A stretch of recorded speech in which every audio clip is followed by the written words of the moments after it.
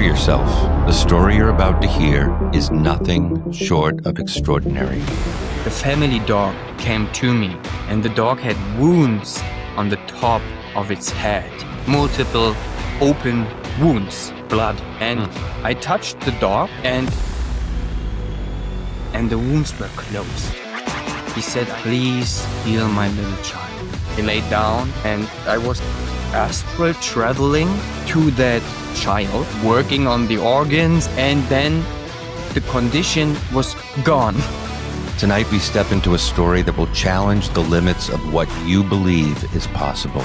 Miracles that defy science, a calling that spans lifetimes, and one man's reluctant journey from ordinary to extraordinary. Welcome to the Enlightened Life Podcast. I'm Scott Allen, and this is a story you'll never forget.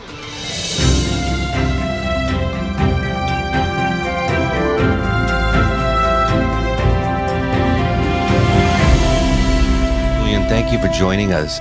And honestly, your story is unlike anything we've ever heard on this show. And I'm really deeply grateful to have you here with me tonight. Yeah, thank you for the opportunity. It's an honor for myself too. I want to talk a little bit. I'd like to go back to the beginning because you say that the spiritual realm told you that you are Maitreya, a figure of immense spiritual significance. What exactly did you experience in those moments of revelation? Wow. So I was clairvoyant already all my life, and it got blocked in my early childhood due to extreme early childhood trauma, and then followed a really unpleasant life. And in 220, my clairvoyance got reactivated, and so I started seeing astral entities, for example. I had prophecies, I saw visions, I got inspirations and insights. Suddenly I had a connection to a deep inner wisdom that I didn't had before. And simultaneously happened so-called spontaneous and miraculous healings. It was over a time period of many years that so many extraordinary, paranormal, crazy things happened. Started understanding there is something going on with me and my life that's not normal. There has to be something really special going on, or I have to be someone, let's call it special. And because of inferiority, I couldn't believe it. So there were many spontaneous and miraculous healings, crazy things. Cancer disappeared in weeks, dementia overnight, wounds closed in seconds, a paralyzed guy stood up and walked out of the hospital the next day. Crazy things. But in most cases, it was not on purpose. These things just happened because I was around. In May this year, a father asked me because he recognized the light in me. He recognized that there's something going on with me. And he asked me to heal his child. He said, "I don't want anything for myself, but if you can, please heal my little child." And I said, okay, I give my best. I try it. And so that was the first request, the first time someone asked me to do it. And then I laid down and I was just observing like a movie. On autopilot, I was seeing how my higher self, you could call it, was astral traveling to that child, working on a subtle level on the astral body and doing things and dissolving possessions and working on the organ. And then the condition was gone immediately. And I left the family. I was invited to their house. I lived there. And around about a week later, I got a message on my phone. And he told me, "Hey, it's still cured. Thank you so much."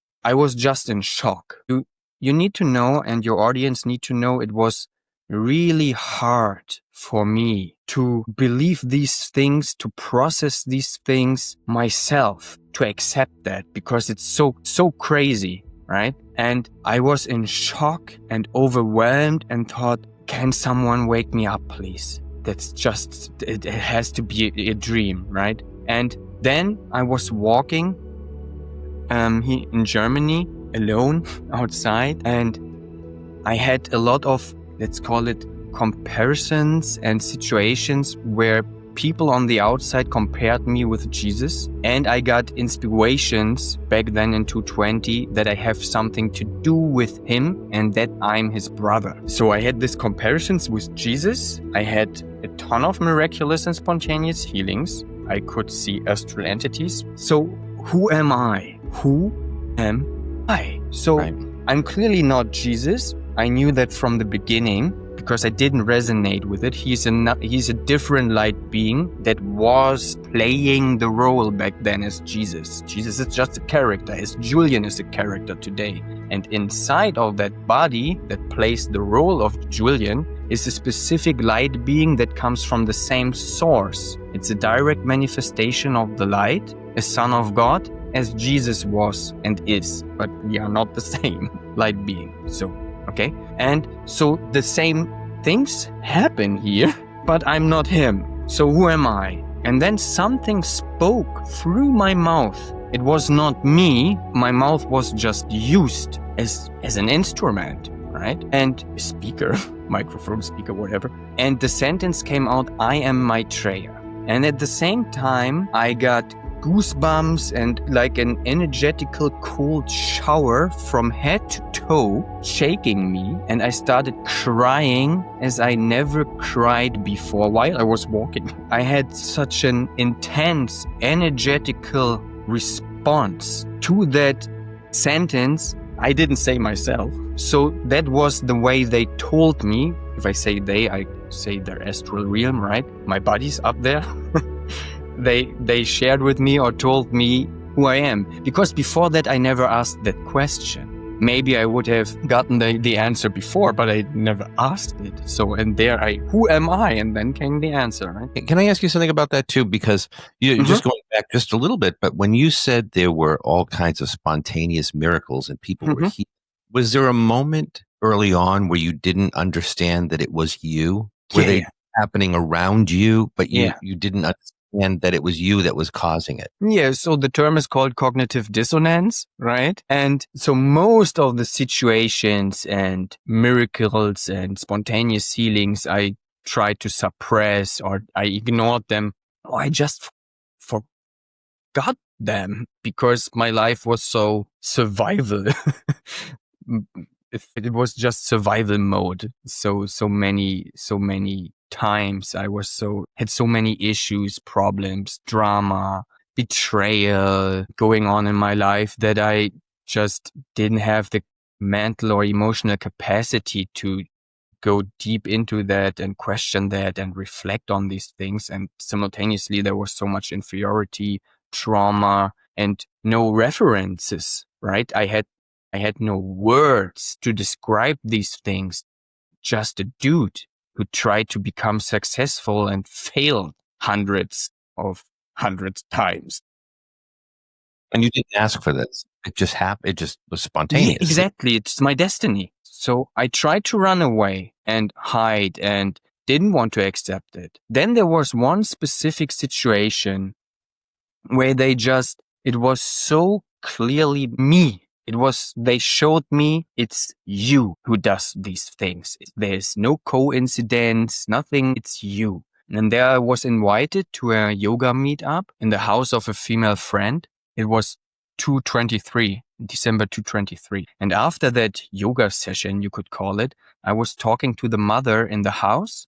And while I was talking to her, the family dog came into the room and came to me. And the dog had wounds on the top of its head, multiple open wounds, bloody. And I touched the dog, and then something happened that's really difficult to describe with words. The colors changed, time stood still, and it was like the air got an electrical charge, like in a fairy tale or something. It was just magical. For a blink of an eye, so it was just a short moment. Today I call it an energetical exchange between me and the dog. So the dog received energy from me, but it was unconscious. I didn't do it on purpose. And then the dog passed by. I had no references and no words, and I couldn't understand what was going on. Neither the dog, I guess. And then maybe 15 minutes later, I was continuing my conversation with the mother, and maybe 15 minutes later, the dog passed and the wounds were closed. So something that happens usually, I'm not a physician, I don't know, but days, I guess, just happened in a few seconds, and I was in shock. Just shock. There was no joy or wow or cool or here, guys, look what happened. I couldn't say anything. I was just like paralyzed, and I And did you didn't. not know it was you? Did you not know it was you, or did you think something had just happened to the dog? I Did you put felt it two? was me. Oh, you did. It was Yeah. clearly me, but I didn't know it. Look, you go outside of the room and do magic stuff suddenly without knowing you are able to do that. You don't believe in it. You have never seen it before. You have no words for it, and it just happens. So you are in shock. And I didn't share it for days or weeks with anybody. How? What do you want to say? But you have to share it to process it. If something happens to you, that crazy, you need to talk to someone to digest it. Otherwise, it's killing you inside. And so I shared it with my 4-year-old son because I thought, he's believing in Santa Claus. Maybe he will not think I'm crazy. I can share the story with him, right? And he Judge you. believed me. He believed me, right? And I love this boy so much because that gave me the confidence to share it with someone else and someone else and someone else and accept it and process it and talk about it. And then just my secular life shattered into pieces, everything, just not my health, but everything else. Yeah. My business, my marriage, everything. And on the other side, I started seeing demons. And to answer your question, and that deceased people and energy things and ghosts. And there's one situation where I saw a big reptile and all kinds of That's terrifying. demonic entities. So you have demonic entities flying and standing around. You are sleeping on the ground in your office because your marriage is done. You are not allowed to see your kids. You have betrayal in your life from almost everybody you called your friend or a family member. You don't make money anymore and you don't know how to pay for food in a few days. I became homeless at the end of the story. It was just, I swear, 99.999% of humans, if they had to carry the cross I carried the last years, would have killed themselves. 100%. And then at one point, the situation with the child and the father came, and then they started forcing me to go into public with the story. So they were just, when I say, for example, elephant, you and your audience have an image of an elephant in your mind, right? You can see it. So, and that's how they communicate with me. They give me pictures, movies, sequences, thoughts, however, and they were just forcing me how to go to public, how to do it. I wrote a book in 3 weeks, you can't even call it flow state anymore. It was just downloaded into matter through my hands. Yes. I made the website, everything. They just shared with me the price, how to do it, what to do, how to do exorcism in detail, how I do the declarations for healing people and everything. And then I tried to hide underneath my blanket and no, leave me alone. I don't want to do it. And you have to do it. And I don't want to do it. You have to do it. And then, okay. So how do you keep the scary entities, the demonic stuff at a distance? How do you keep that away from you? No, I don't need to keep them at a distance. I can just dissolve them. That's what I mean. You have a way to eliminate them. Yes, so I have to understand that. I have divine authority, I call it. I'm a direct manifestation of God. So we are not talking about a Greek God or something like that. We are calling about this one entity Jesus called his Father. this God.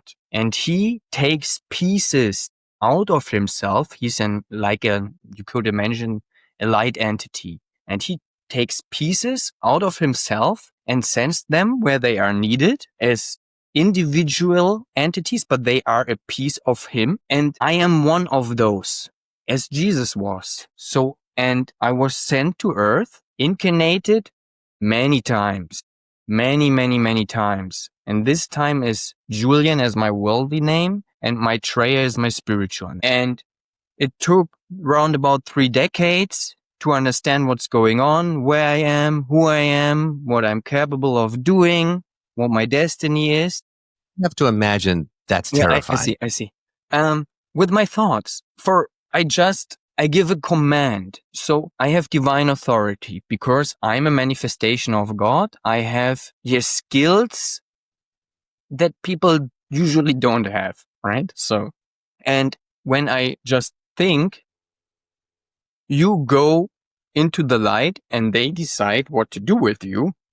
If it's a demon or a deceased, whatever, a dead soul, whatever, or a ghost, however you want to call these things, then they have to go there. And if they don't want to go to the light, I send them downstairs into the underworld. And sometimes it's a little bit more work, you could call it. I need a little bit more tries, or I have to give the command a few more times. In most cases, it happens immediately. So, and then they are gone. Is that a judgment? Done. Is that a judgment? And I say this, I don't mean, it's in other words, you're not deciding where they go. They decide basically where they go. No, I decide where they go. But because as an act of mercy, I send them, I give the command, you have to go to the light, or you go to the light. And if you don't want to go there, you go into hell as a final command. So, but they have to go, they have to disappear. And they are not here anymore, excuse me. If people do like exorcism, I've seen videos with the Bible and stuff, they have not divine authority. These entities are still here, okay? They just attach on someone else. They are not erased or dissolved. You need to have divine authority to finally send them away or dissolve. So God's energy really flows through you. Exactly.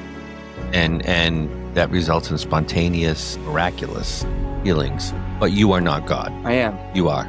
You are part of. I am a direct manifestation of God. As Jesus. Exactly. How many of you are there? I mean, are you aware of that? Yeah, that's a good question. I heard the number of light beings, 144,000. But with this special skills, these special skills I have is really, really, really rare. We talk about the second coming, in religion. We'll say the second. Yes. Is that what's happening, do you believe? It's already happening. So there are 3 kinds of people, you could call it, 3 fractions. The majority, so this world is called the 3rd dimension.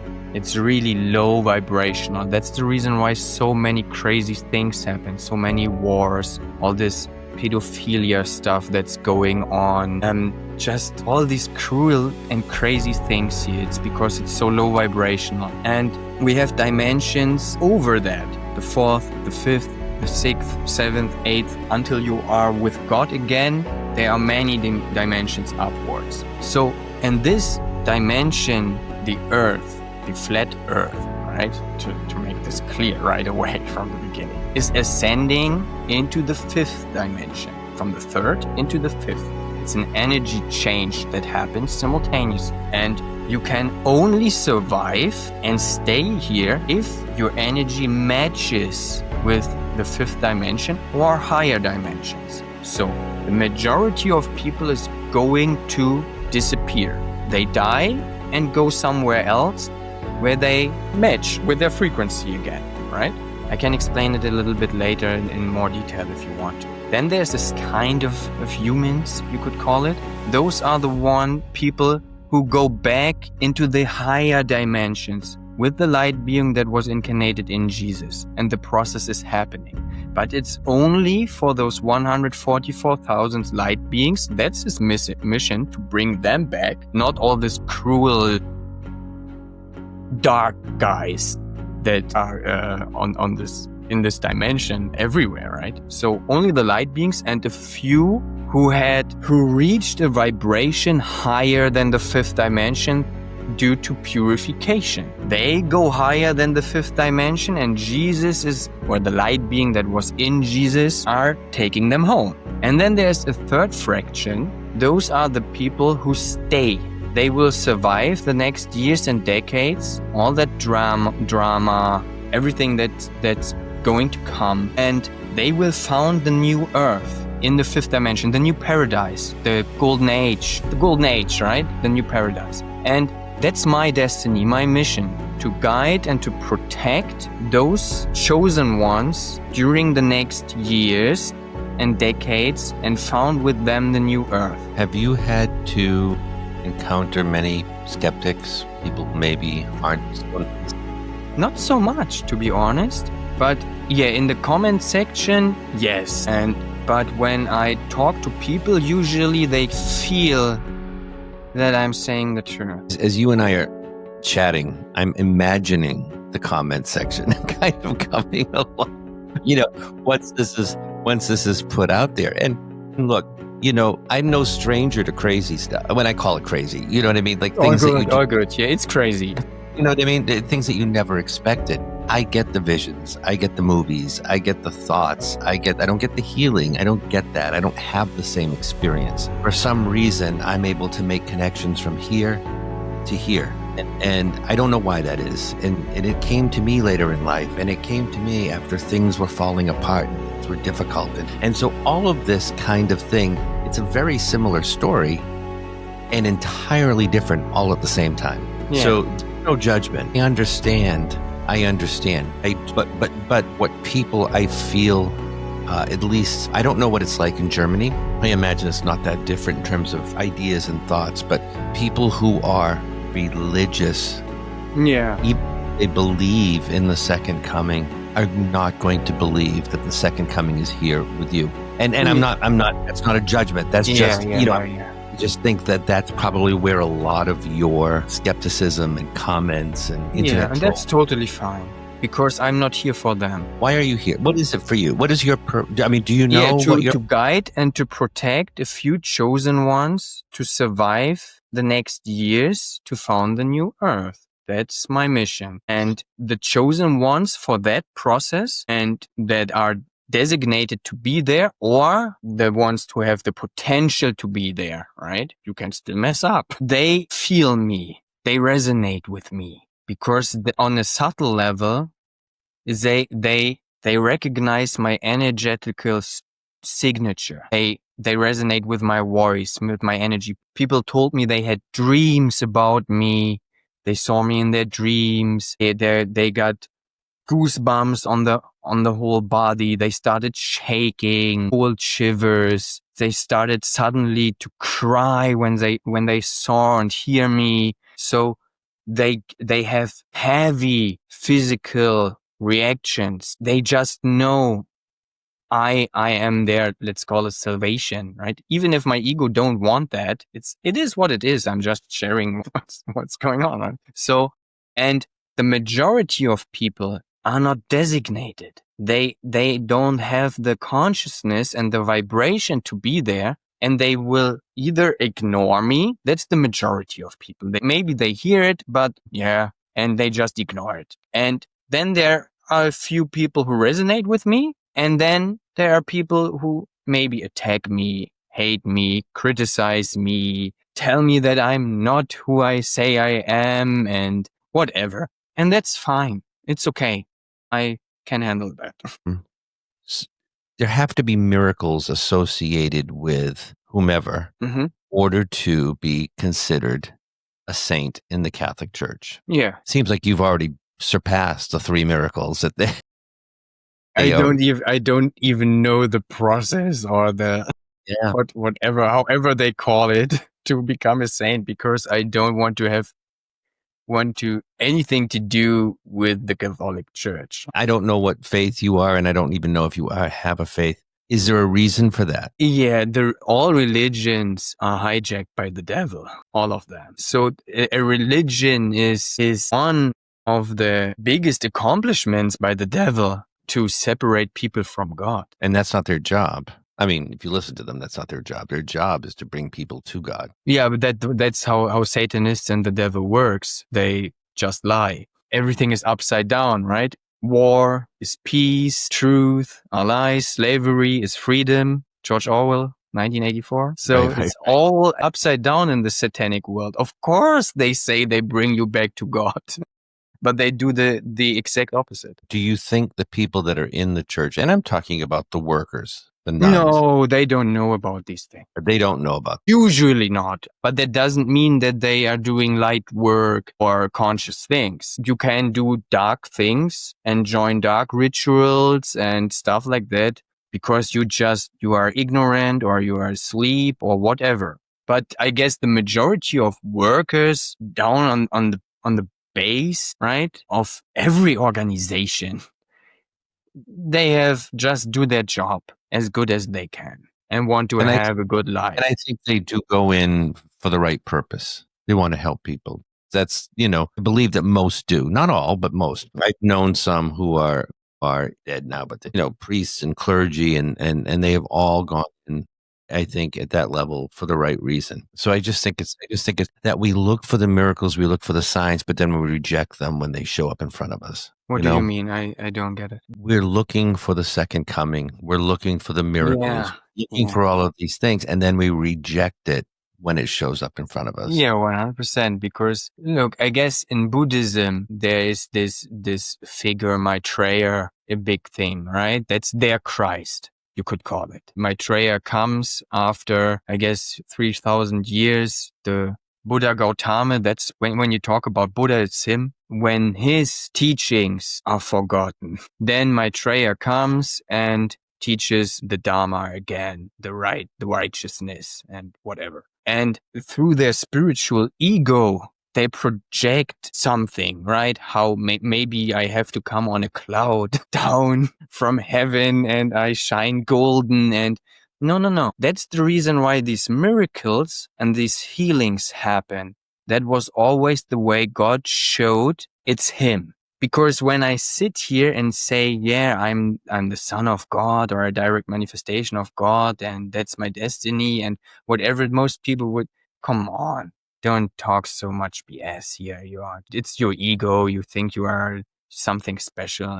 But if the conditions of your child suddenly disappear, then maybe you think twice if I'm saying the truth. Can we, if you're comfortable, can we talk a little bit about your son? Because there was a real incredible miracle connected with him. Is that right? We can. Yeah, sure. We can talk about him. Of course. Do you want to tell the story or do you? Okay. Yeah. Interesting that you asked me. So yeah, the biggest miracle is my own son, Arthur, right? And I can share the 2 images with you. I will send you the images via email and then you can put it in the screen if you want while we are talking about it. But I can just show it up here real quick. So this is my son Arthur at the age of exactly 1 year in Germany. It's 220. And what you can see there, what people say, a physician and someone who worked with disabled children, is that he had Down syndrome. But you don't need to be a physician to see it anyways. But yeah, that is at the age of 1. And he had also autism, but you can't see that on the picture. That's him with 2.5 years, 1.5 years later. I mean, so incredible. Right? I mean, it's like it's not even, when I say it's not the same child, it doesn't look like, you know what I mean? They're like 2 different children. Yeah. Almost, I know. There were people saying it's not the same child, but I have 2 or 3 pictures in between. I can show you. I have them on my laptop, I guess, not on my phone. And there you can clearly see it's him. And so my energy that I embody goes into the deepest layers of a human being who can accept my energy and want my energy, of course, and restores the original divine state as in paradise, in Eden. It just restores it and rebuilds everything. And that's not a spontaneous healing that happened overnight. It's a process of 1.5 years, you can see on that picture. But the Down syndrome is fully cured, and it's a genetical defect. I guess a chromosome is missing or something like that. I was just going to say chromosomal. It's chromosomal. So I don't know. it is restored, right? Whatever. So that's, as I said before, that's how God shows himself to the people through those miracles. That's one way to say, hey, it's me. And I'm here to show you what light means, or as the term before, Dharma means, what righteousness means, what the right path means, back to the light, back home. It didn't happen instantaneously, like the dog and some of these other things. Exactly. This was over a period. It was the miraculous healing, not a spontaneous. Excuse me, I interrupted you. Sorry. No, you're fine. No, I was just thinking, how long before you realized what was actually happening? I didn't realize it. Cognitive dissonance. My wife or ex-wife showed me. Back then, I thought it's the diet or whatever. We gave him a lot of chlorella and spirulina and superfoods, and not because he had Down syndrome. I didn't realize that either, to be honest. Okay, my wife did, but for me it was just my son. I loved him. I never thought him in these terms or diagnosis or anything. I just loved him and was there and did the best for him as I could, even without Down syndrome. It was not especially for it, but I just thought over time it was because of the raw food diet, superfoods and everything, and he did also as we did.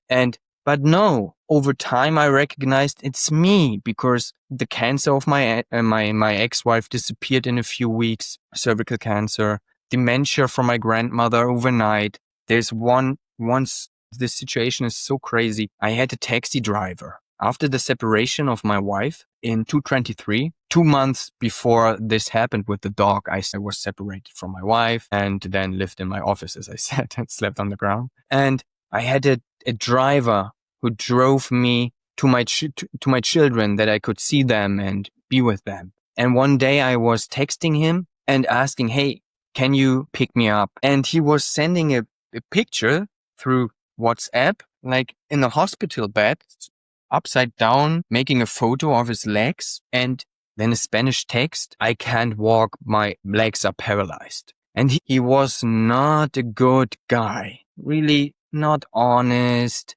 greedy, but I had so much compassion with that guy that he couldn't walk, that I made a declaration, a command, he shall heal. So I connected with him in his consciousness field, I call it, out of distance. And the easiest way to describe it, I give the command, he shall heal, and then energy goes there, wherever I want it to go. That's the easiest way to describe it. And the next day... And is it that simple? Is it just that simple? Yeah, it's just like that. Simple. Yeah, like snipping with my fingers, you could call it. And the next day, I have a physical reaction sometimes. So it's work, okay? It is work. I can feel things, especially when it's about exorcism. But back to the driver. So the next day, I send him a message and ask, how is it going, right? And, oh, good, I'm out of the hospital. So he didn't know it was me. I didn't say I did it because he wouldn't believe me anyways. But what the heck? What? Yeah, just... And so you don't necessarily say, hey, by the way, can I help you? I mean, you just do it. No, I don't do that anymore. You don't do it. I did so many treatments and healings and cured things the last years. And I ended in a homeless house here in Germany with eating wild fruits because I didn't have money to buy food, because nobody gave a shit about me. And I just recognized there has to be an assignment. They have to ask me. They have to give me a little bit of money. That's another lie out of the Bible that this satanic, Catholic Church was spreading, that you have to do it for free. And I figured out it's not working, because my heart is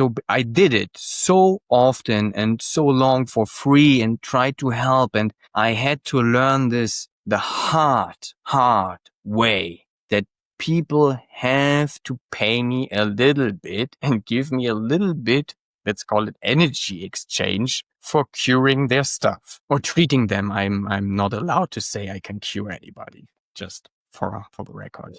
Right. And you're not suggesting that they abandon their Western medicine and their doctors? No. Go there. If you need it, if you want it, go there. They have their right to be here. All good. Has it ever not worked? Good question. Yeah. The condition of that child a few weeks later came back, where the father asked me because other family members went against me.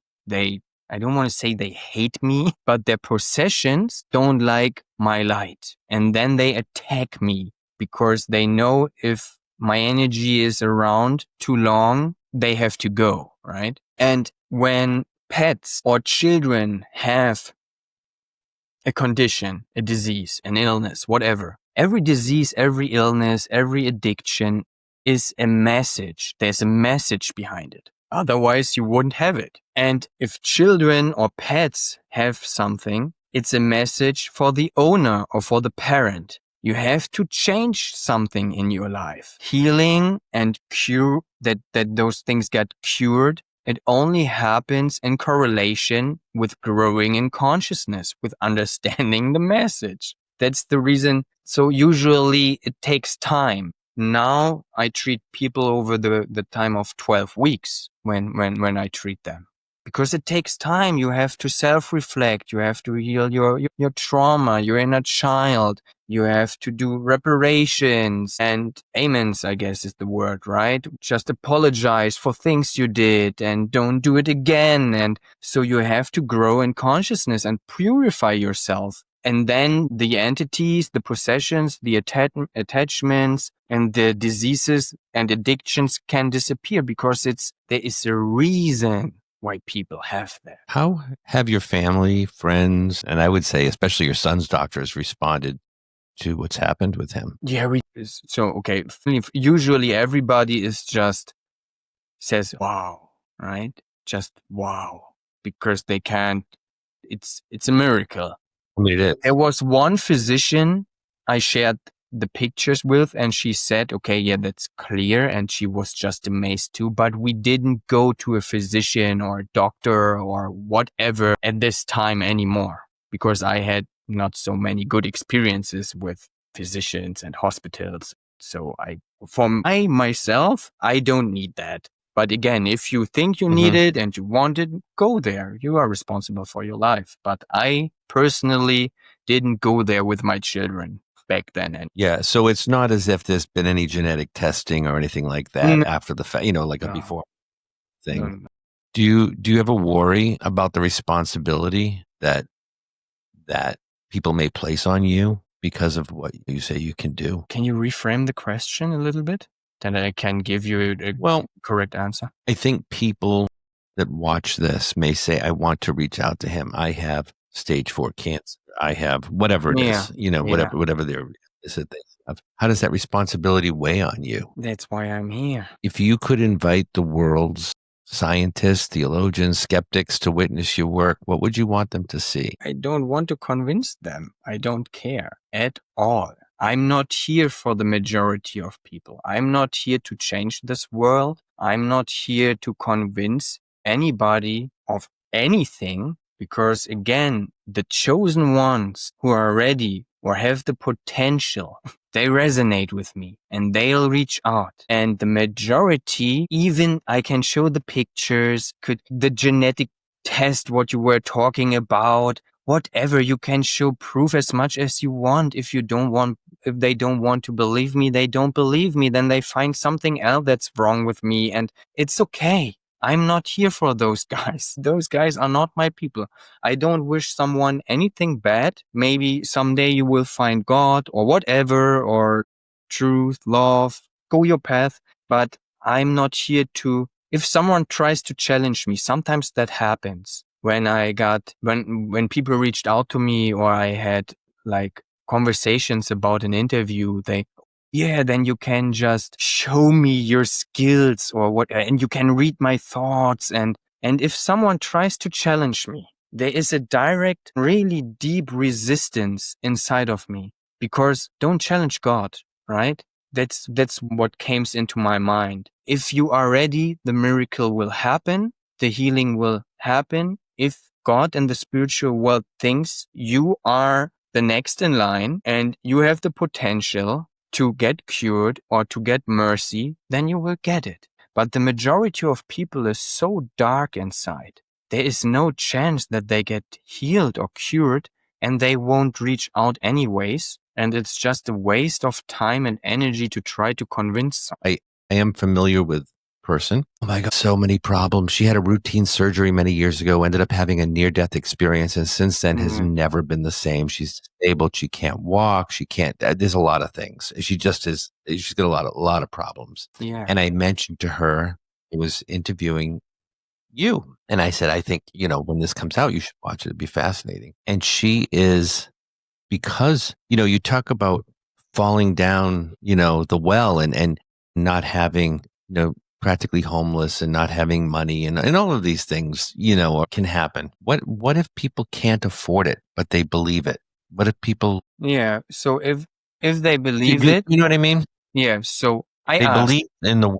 Yeah. So sorry. Your question was, what if about people need help, people being but rich. They can't afford it. Right. If they are designated, they will have the money. They will find a way. God will always support and help the right people. He will never let you down. Never, never, never, never, never. That's not how it works. If you are ready, if you are designated, if you really want it, you will find a way, or God will find a way to make it happen. And it's really cheap, so it's not much money. Well, no, and it's not even really about that. But it's just, I know that there will be people listening to this saying that, oh my God, I do believe, I do want, but I could never afford him. I could never. You can. If you really want to, you can. I lived in Paraguay in South America, in the poorest country of South America, when when the child or anybody needs some kind of surgery, you have insurance there.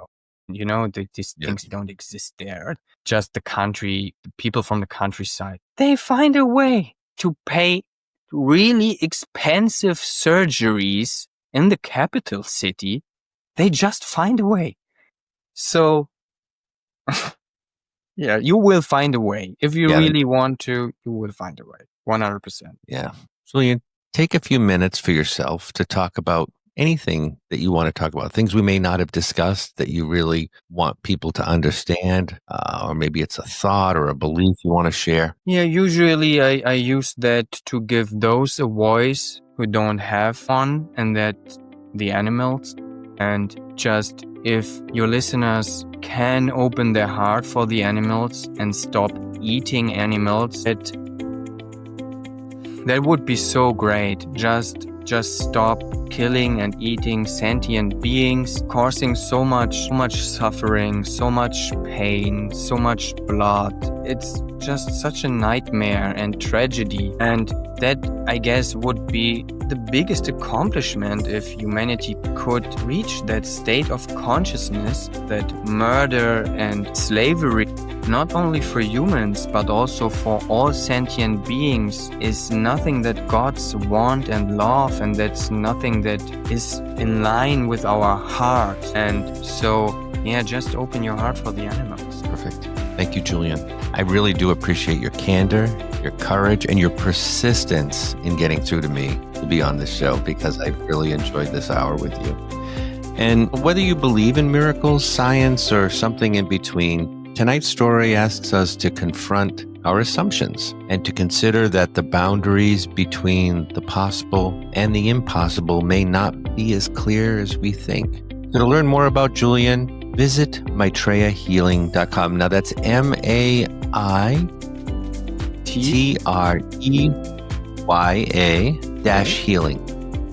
Yeah, there's a dash.com. And I'm going to put it in the show notes anyway, so people, you don't have to necessarily remember that, but it'll be down below. Just follow the link. And To connect with me, book a reading, check out upcoming live events, visit mediumscottallen.com, and don't forget to listen to past and future episodes of the Enlightened Life Podcast wherever you get your podcasts. And until next time, stay curious, compassionate, and keep seeking the light in the presence of the unknown. We'll see you next time.